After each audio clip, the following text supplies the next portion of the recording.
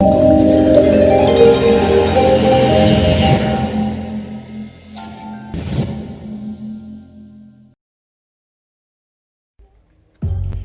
up, world? It's your boy Fusion, and you already know what it is. It is Black Love Stories. We're on a youth vibe today. We're on a journey to just talk about youth culture. Not just me talking about it. I want to bring in some of the most exciting cultural leaders that I know. They'll be here in the studio. Plus, we have some special guests joining us via the power of Instagram. Speaking of joining us, let's look at who's in the building already. Look at that, man. Shouts out to T Dilla. T Dilla is my long-time bridging. I used to be young once, you know. Me and T had a TV show on MTV. And if you don't know about it, we're going to be bringing it back. I don't want to say too much right now, but shout out to T. We've got photographs of Mary J. Blige, photographs of Notorious B.I.G. Trust me, man. Follow him on Instagram. Shouts out to Lily.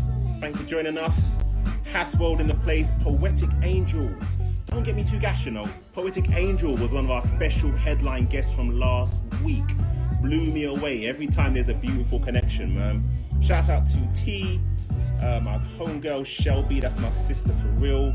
Le Premier Pierre, love what you're doing, King. Want you back on the show. Sexy Yaz Balisha. I love them names. Reminds me when we were young, man. You had like the cool like Badman from Day 1992 names on Yahoo. Yeah, Carl, shout out to you, bro. It's all love. T-Max saying, why is it late though? T-Max, man, it's Black Man time.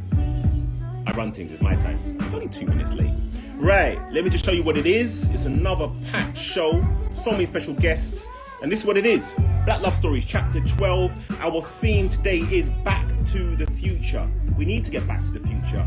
2020 has been a madness for us, but 2021 is on the verge, and we need those 2021 year calendars full of intention, because we can't let the world rob us of our mission. All right? So, special guests on the show. Let me get back in the picture. I want to show you this, family. Real things, man. Studio A, Studio B, special guests. Tell your friends to tell a friend. Come and join us. Black Love Stories. This is where you hear spoken word, music, and some of the most important conversations about the culture. My name is Fusion. I'm merely your host on a journey going back to the future. So I want to bring on my first guest. He's waiting patiently in the wings, I hope. And there's a real story behind it. I want to show you something, yeah? I want to let you into my world a little bit, yeah?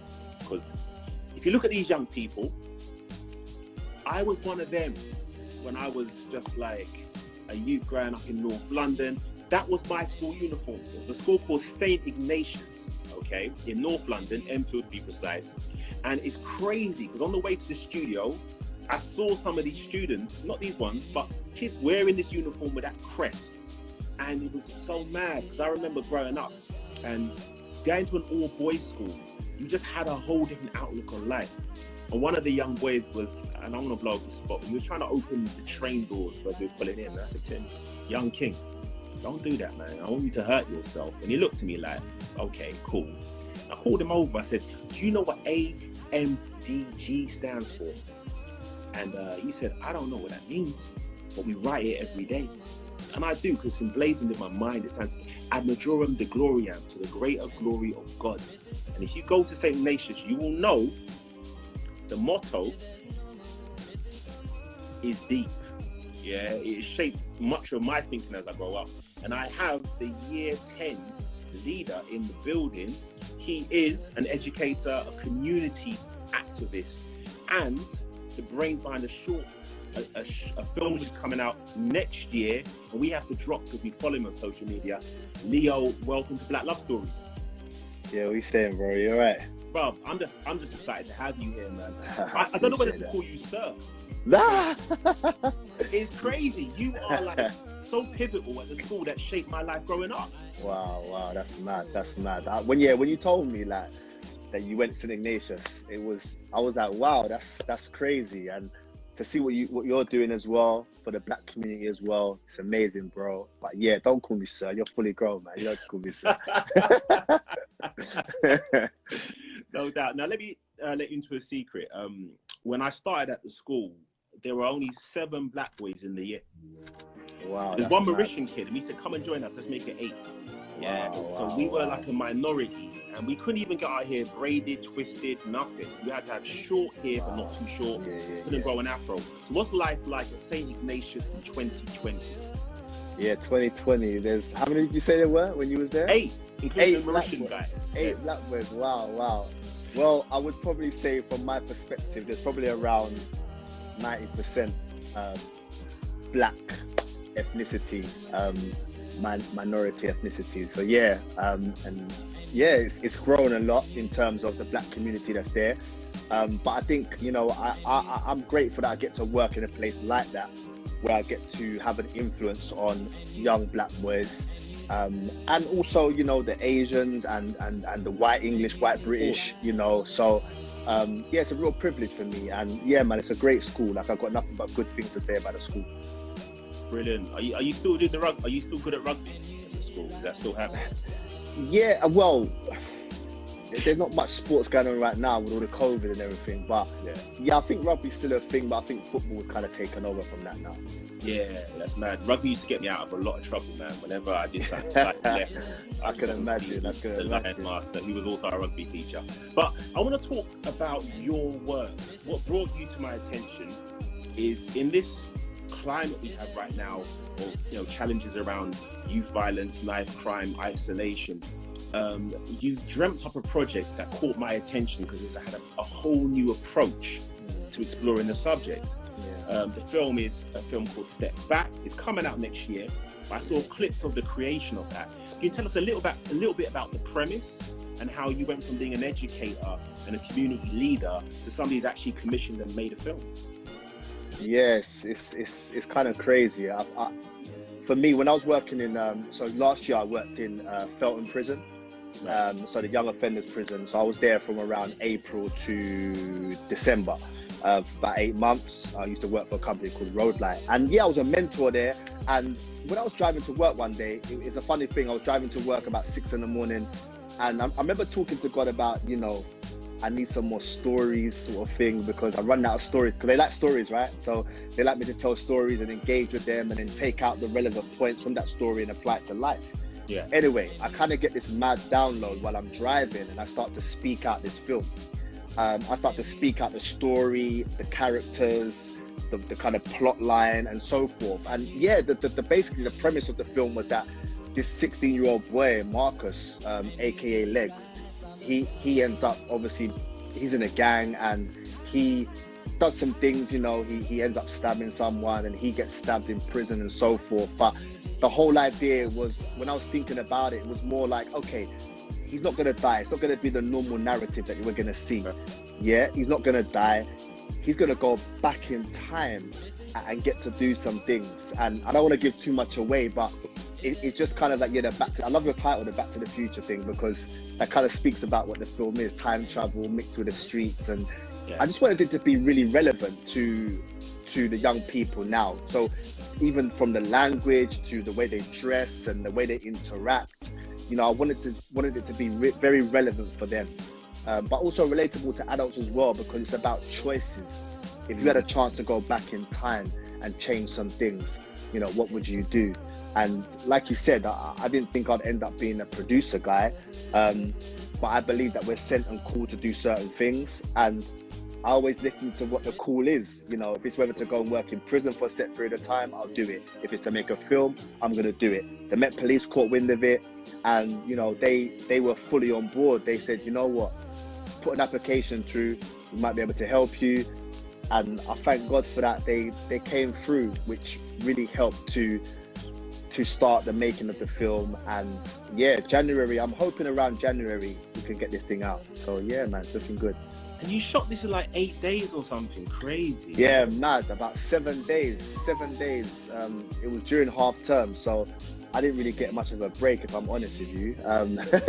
You know how it goes for teachers, they do need a break, but it was worth the sacrifice. 7 days of intense filming, full days. But the filming's done, man. The filming's it's all done, and now it's in the editing studio. And yeah, man, it's crazy. It's crazy.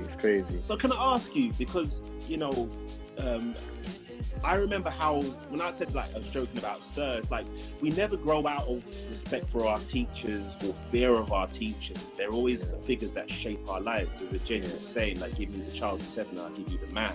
You know, so what was it like having young people shaking off the academic school identity and giving you an authentic idea of who they are on the roads, because the film needs that in order for it to resonate with young people? Did they feel they kind of didn't know how to do that around you as a producer? Well, the kids that were involved in the film from St. Ignatius, So, I mean, their role was really to be students. So they kind of, not to give too much away, but they were in a particular scene, and you know, we got the opportunity to film in the school, and they were kind of just had to be themselves. So that was a good thing. So they didn't have to really, you know, become something else, but it was an opportunity to give to my year groups. I'm head of year 10 at St. Ignatius College. And it was an opportunity to give like 20 to 22 of them the chance to be in a film that could potentially go very far. And they jumped to the opportunity. There was a waiting list of many that wanted to be involved, but you know, I chose these guys, and there's a mix there. You know, you got black, you got white, you got Indian, and I'm glad they got to be involved. And you know, there wasn't much they needed to do. I think just being themselves, and that was helpful for them, because then they didn't have to take off any masks and so forth. So yeah.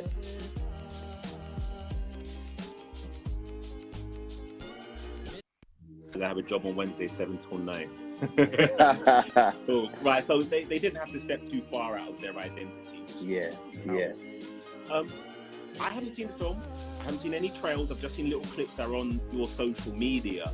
But I wanted to kind of parallel the idea of going back in time, which is obviously part of the premise of the film, to have a second chance, and ideas of redemption. And I was wondering what you felt, because some of the work you do is around county lines, and you're leading in that field. And how hard is it to provide pathways for young people who've perhaps taken that step forward in the wrong direction and need a chance to be guided in a way that they can keep growing and keep progressing? I think for me, it's when I go into the schools and I do a lot of assemblies, awareness assemblies on county lines. I think the way that I'm trying to deliver it is in a way that they understand, but also letting them know the dark realities of what that thing is. But what I'm trying to get them to do at the end of the assembly is signpost them to safeguarding teachers and to relevant websites that can help them. I also try to reach out on Instagram via some other sort of platforms where I was asking people across the country if they had services available, free services available for young people and their families, so that wherever they're linking in from virtually, so this is on a virtual side of things now, I can refer them on to them. So if they're from Birmingham, they're linking in, I've got some links in Birmingham. If there's some people in, I don't know, Yorkshire, I've got some links in Yorkshire. So I'll try to build up a database of organizations that can offer free services and different pathways for young people and their families as well. So yeah, I think for me, I know there's a lot of young people that are being drawn into this type of activity because of the money and because of how easy it looks, but the realities of it are dark. Do you get what I'm saying? Like it's dark and it's dangerous, it's violent, and we have to protect our young. So this is just another string, I guess, to my bow, where I'm just trying to protect and prevent young people getting involved in these things. And I think this year I've spoke to around 3,500 kids this year. This is even lockdown, you know, been managed to speak to so many kids. Man, it's been crazy, but I thank God for the opportunities and doors that He opens up for me to do these things. I'm really appreciative of that. 100%. Now, family, I'm so happy there's so many people joining us. I see Inspiring Vanessa. I can't wait to get you on the show. You'll be coming up shortly, so thank you for being here. Sean Flores, another great cultural leader in the place. Salma, another regular of the show. Can you guys tell us some of your favorite British black movies that have kind of shaped your thinking? Because you're coming off the back of a real legacy, Leo, of films like Bullet Boy, shows like Top Boy, and a reference to Marnie as well. Those guys just pushed the 3 million mark on views. He was involved as well. Armani, I spoke to Armani, you know, when I had the idea for the film, I kind of phoned him, I messaged him, I said to him, listen, I've got this idea. who's the production company that you used? And he referred to me to Little Drops Productions. So he kind of said to me, talk to these guys. So I was like, okay, cool. So, you know, I was watching his thing yesterday and his little thing that he did. Yeah. So, and he's local. So, and he knows my family and all these different things. So I'm happy for him, and 3 million views, and he's doing a lot out there as well. You know, I think for me, it's good. That doesn't matter kind of what age people are and how. It's look at what people are doing and saying, okay, wow, this guy is doing well. Now, it's not to replicate anybody. It's if you have an idea, you know, you should try and look into, okay, how can I do this idea and how can I do it with excellence? I see the way you do things with your Instagram and the way you put things together. There's an excellence that you show, and I love that. And I think if I was speaking to anybody, it would just be, okay, let there be excellence in everything you do. And that's what I try to do as well.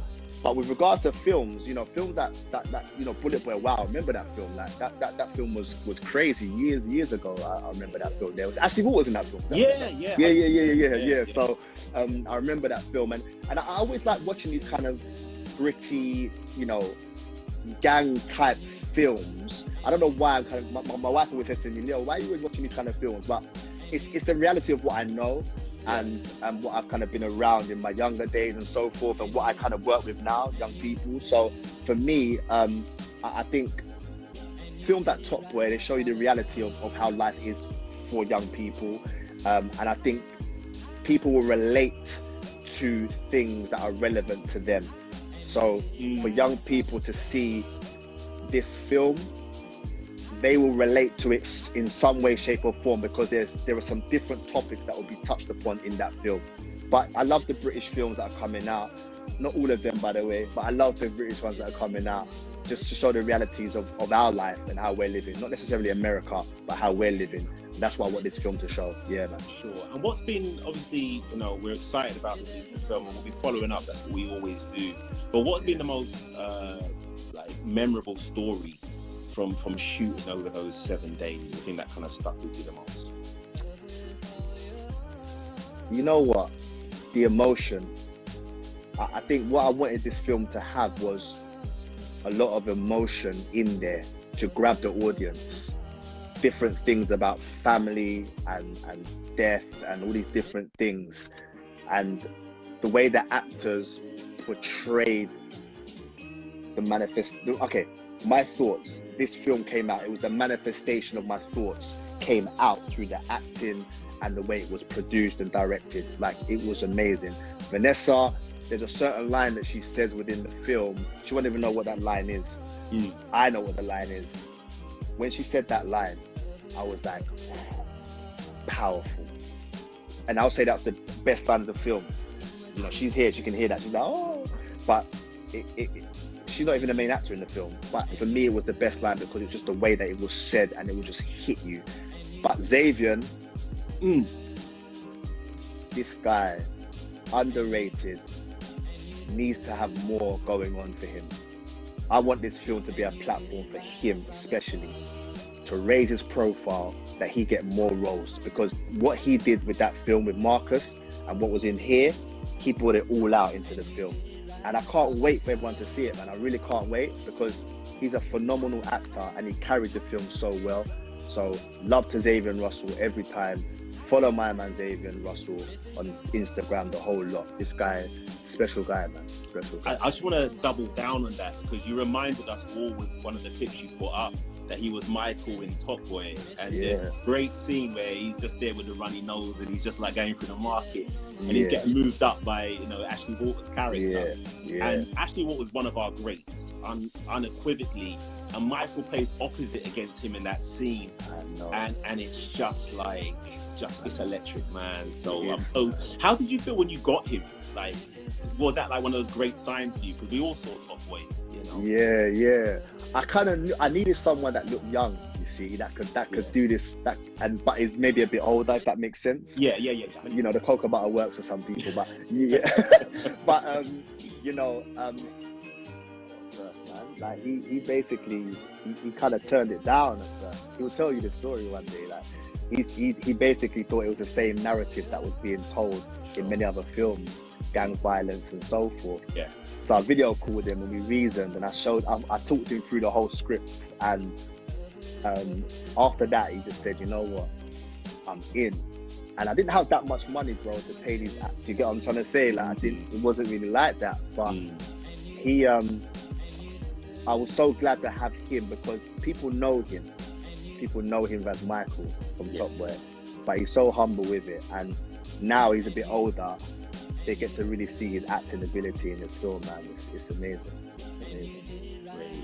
Well, my brother, we wish you the best with the film. We're going to keep following your journey. We're going to keep supporting you. Shout out to everybody in the chat so far. Shout out to Callum. He's speaking. Yeah, old type Callum, yeah. Here. And a few people, Zabin is a powerhouse we're getting from Vanessa. And a few people shouting out some of the films that we've had as well, man. So, what was the one from? Shiro's Story. Yeah, man, that was impactful. Yeah, wow, that was a big film. Big short story. It's so good, so good. So can you give us an introduction to Vanessa, because she's up next to pick up the story? Yeah, man. Back. Yeah. This girl, she's amazing. She's very inspiring. At 14 years old, she's so inspiring, and you know, I just know that she's gonna impact not just England but the world with what she's doing. She has like a whole heap of followers. So yeah, man, just you're gonna enjoy chatting to her. Just she's so intelligent as well, and she's beautiful inside and out. So yeah, Vanessa, do your thing, girl. More power. All right, King, enjoy the rest of your evening. Thank you so much for joining us. Man. We'll get the interview with Vanessa as well, man. It's love. Love though, yeah. Take care. All right. Sure, exclusive Black Love Stories family. The film is called Step Back. Sci-fi mixed with anti-knife crime messages. And again, it's just pushing the culture forward. So look out for that. Follow them on socials. We will keep posting about what they're doing. Stick with us, because we have the young queen ready to come and join us in the square. We're wasting no time. I hope she's here. I hope she's ready. She goes the name of Inspiring Vanessa. Yeah, she's just wow. Hey! Now I'm excited, because you this is your studio setup. This is where I see you broadcasting on a regular basis. It's the new iconic background. What can I say? Absolutely. How are you doing this evening? Oh, I'm doing so well. Thank you so much for having me as well. It's such an honor to be here. It's all love. So when we found out about the film, we found out about you, and I'm so glad we got hooked up, because you are a powerhouse in your own right, and apparently you have the best line in the whole film. I mean, when I heard Leo say that, he didn't even tell me that when we were filming on set. So I didn't even know that he thought that was the most powerful line. So I kind of feel a lot of like responsibility now. I'm like, wow, I'm glad that I delivered it to what he thought it was, because if they told me that beforehand, I would have been overthinking it. But I'm not going to tell you guys the line. I think once you watch the film, you'll understand. When you watch back this interview, you'll understand what Leo is talking about. Now, for those who are new to Vanessa world, they won't know about the motivational speaking that you do. They won't know about the book. They won't know about the affirmations that you do. So let's just begin with the acting. Do you have a background in acting? And what was the whole experience like jumping into such a powerful film? So I think I've always wanted to be an actress. I've always been like a massive drama queen ever since I was younger.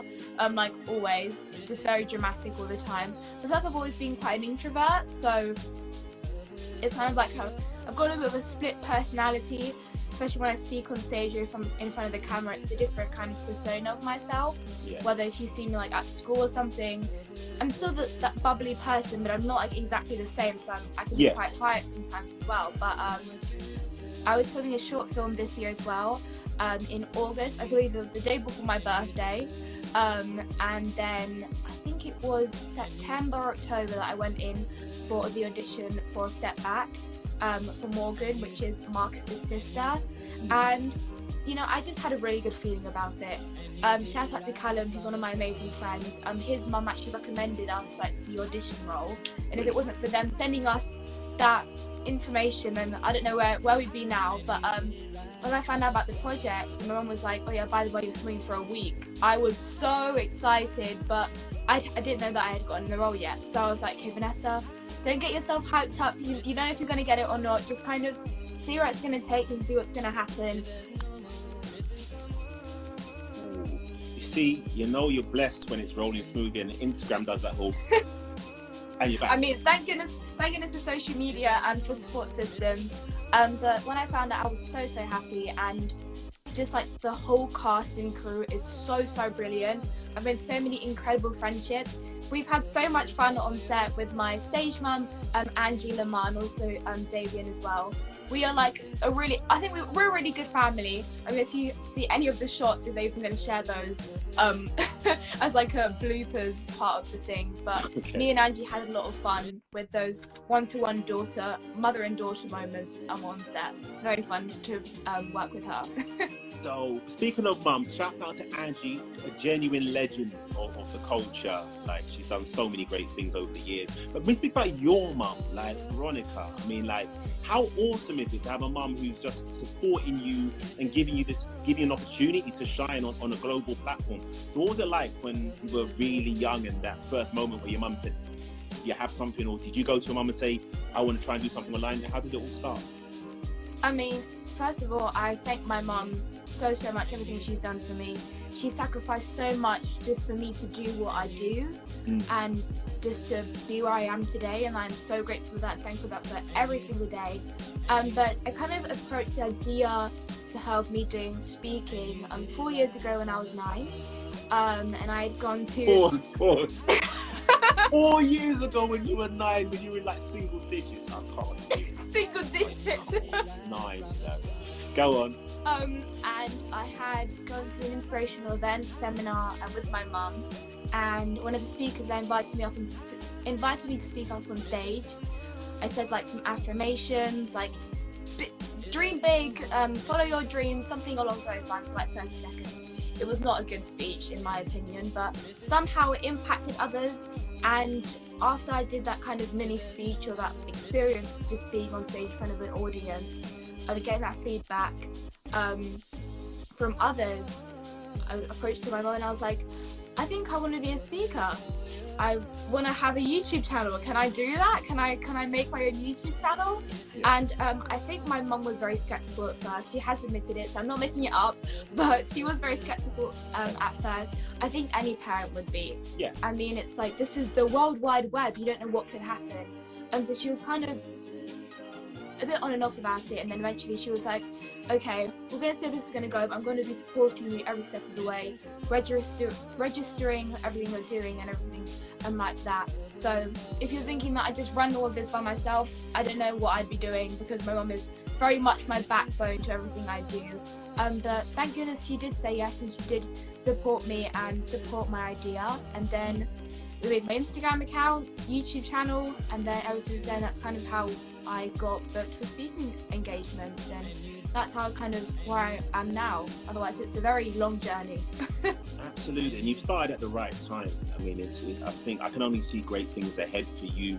I will be taking presenter tips from you, because what I love Anytime. about you, you're growing this global network, and I was wondering, like, how do you do that being so young? Because the thing about the internet is you can meet people online, but you can never be too sure how to build relationships with them. So what tips would you give to any young people looking to do what you're doing, meeting models in America, getting them on your show, getting like influencers, but still being safe? I mean, I definitely say you do need to have some kind of support system.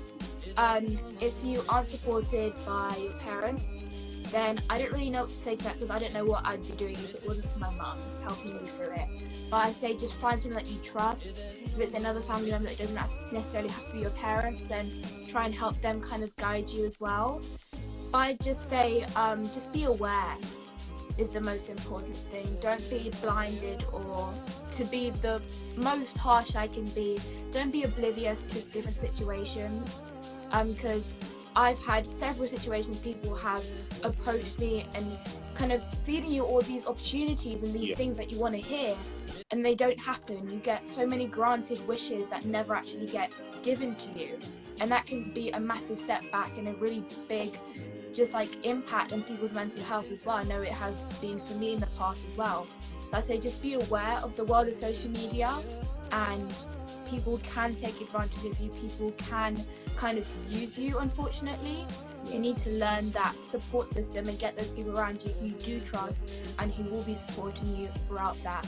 And just make sure you do stay safe. Don't share any information about where you live or what school you go to, whatever it is. Things like that. It's just very simple things that you don't share on the internet for obvious reasons. Perfect.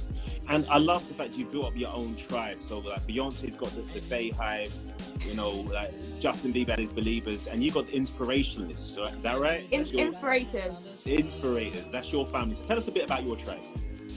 I mean, the idea kind of came up as if you. I don't really want people to go and look at my old videos on my channel because they are a little bit embarrassing. But like my first like intro was, let me just act this out for you guys. Hey guys, it's Vanessa and welcome back to my channel. That was my intro. It was very, when I look back on it now, it was very cringy, but I thought I was a proper professional YouTuber. But that was like always like my old intro, and I was like, well, I need to have some kind of family name for them so people can kind of be a part of something as well.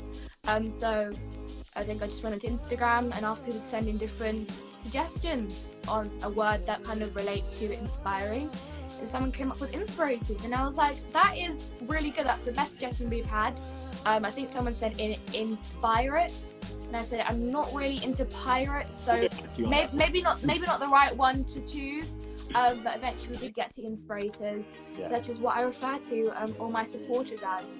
I just think it just makes it all come together, and it just reminds people that I am still a teenager. I go through the same experiences and I relate to you and you can relate to me. And that just makes me closer with people who maybe I never have even met before, but I know I'm close to them because they know who I am and I know who they are if they message me or anything like that.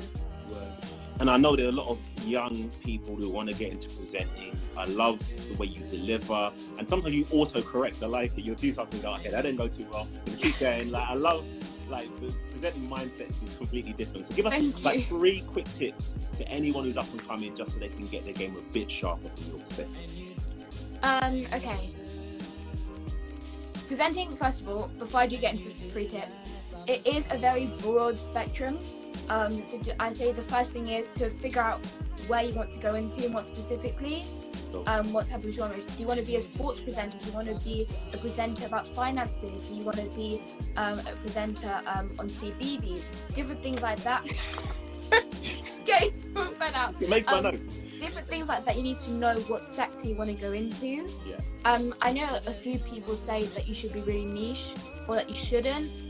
So you have like a really clear idea of what you want to go into, but it's good to have that kind of outline of where you want to go into. Have a vision of what it is that you want to do. That creates your presenting style. That's the second tip. Have your own style of presenting. Don't be monotone.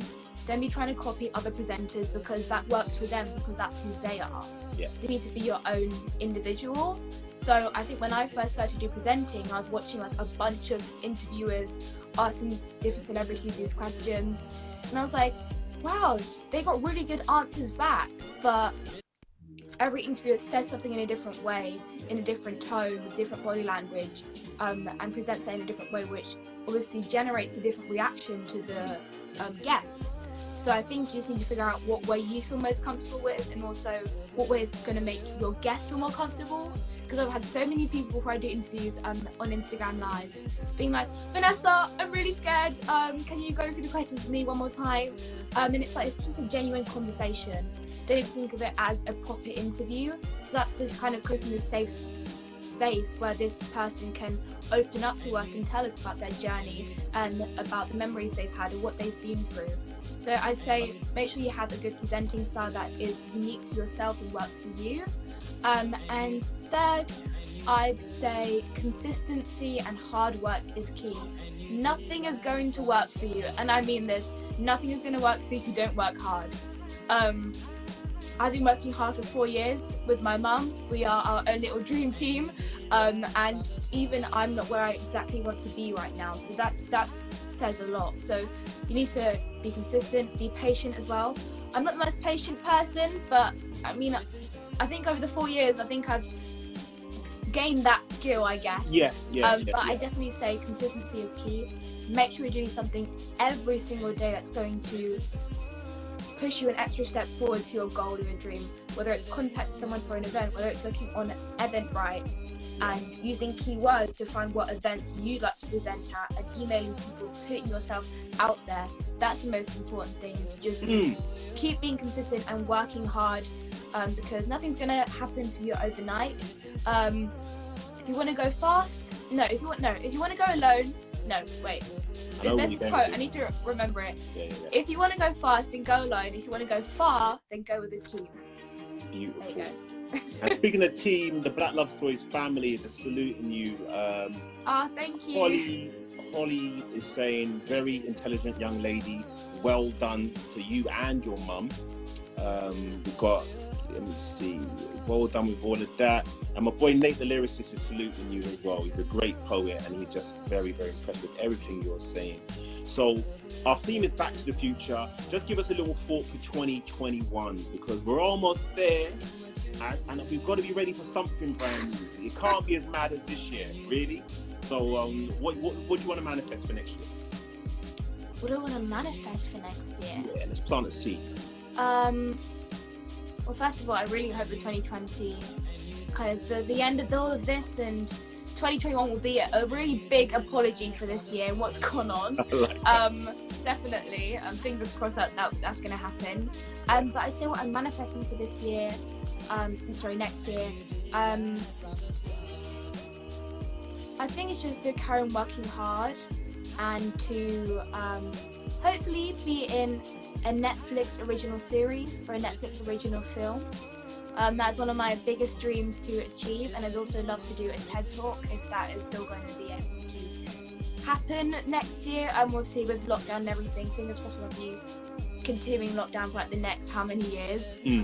So hopefully that will be something that will start happening once again next year as well. But I think it's just to learn a bit more about myself and start to appreciate myself more, because I know that I can be very hard on myself most of the time, despite the fact that people can always tell me that, oh yeah, you're great, you work so hard, you're so inspiring. If I don't agree with that, then obviously it doesn't really go anywhere. So I think definitely 2021 should be a year for me to just learn how to appreciate myself and just accept how hard I do work, because I don't think I realise it sometimes. Absolutely, and we are just so happy to have met you. My family definitely will be following you. Literally, my mum's in the chat. Thank you. We'll be following you. We'll be talking about you later. And my whole audience appreciate you. Anyone who's linked to TED, please reach out to this sister. Netflix, get her in the movie. I don't mind making a cameo. Like, I'm happy to do that. You know what I mean? You can be one of our extras and just be like in the background. Hey, I've got my equity card. I'm ready. All right, Queen. I will see you hopefully very soon when this lockdown is over. Continued success. Shout out to your mother, and keep the hustle up. I see you getting the little sponsored connections, just modeling some clothes for River Island. I see you. Thank you. Keep it up, yeah? Take care. Enjoy the rest of the show. Thank you so much. Bye. Bless up. Oh, my days. I kid you not, when I grow up, I want to be just like her. Come on. Shout out to Inspiring Vanessa. Shout out to Veronica, her mum.